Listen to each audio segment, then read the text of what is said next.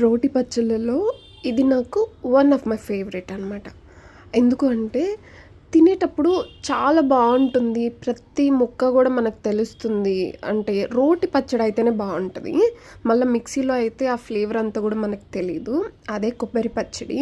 So చాలా అంటే చాలా టేస్టీగా ఉంటుంది. ఆ కొబ్బరిలో ఉండే రసం అంతా దిగి మనం దంచేటప్పుడు చాలా ఫ్లేవర్ఫుల్గా ఉంటుంది. ఈ పచ్చడి ఎలా తయారు చేసుకోవాలో చూసుకుందాము.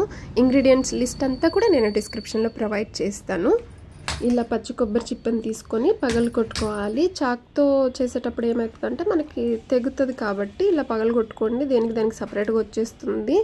తర్వాత వీటిని బాగా నీళ్ళల్లో కడుక్కొని కట్ చేసుకోవాలి. మిక్సీలో వేసుకునేటప్పుడు అయితే మనం ఎలాంటి ముక్కలు కట్ చేసుకున్నా పర్వాలేదు.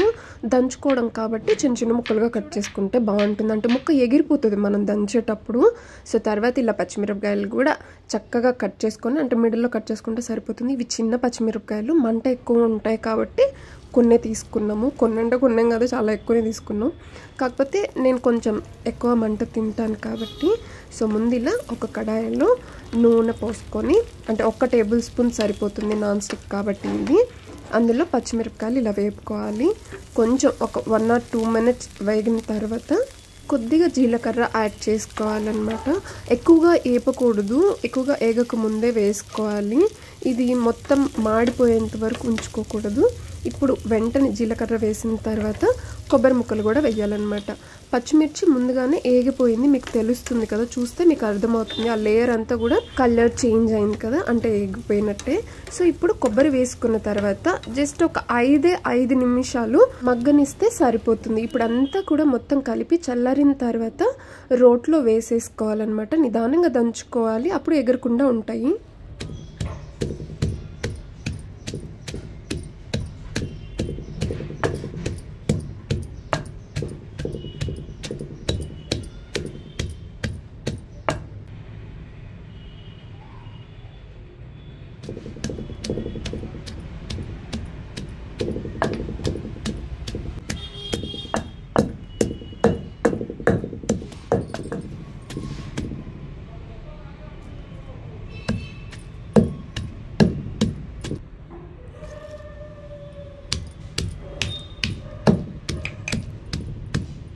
ఇలా అన్నీ ఒక్కొక్కటి వేసుకొని దంచుకున్న తర్వాత ఇంకా పక్కన పెట్టేసుకోవడమేనండి.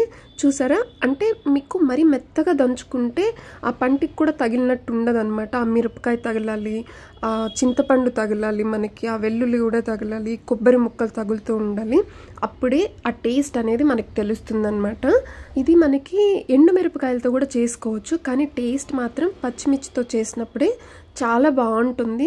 వేడి వేడి అన్నంలోకి నెయ్యి వేసుకొని తిన్నారంటే మీకు దీని ఫ్లేవర్ అనేది పోతుంది అనమాట. సో నెయ్యి లేకుండా, కారం ఏమి ఎక్కువ ఉండదు కాబట్టి నెయ్యి లేకుండా చక్కగా వేడి వేడి అన్నంలో తింటే పచ్చడి మొత్తం మీరే తినేస్తారు. అంత బాగుంటుంది. మళ్ళీ ఇంకొక రెసిపీతో మీ ముందుకు వచ్చేస్తాను. బాయ్.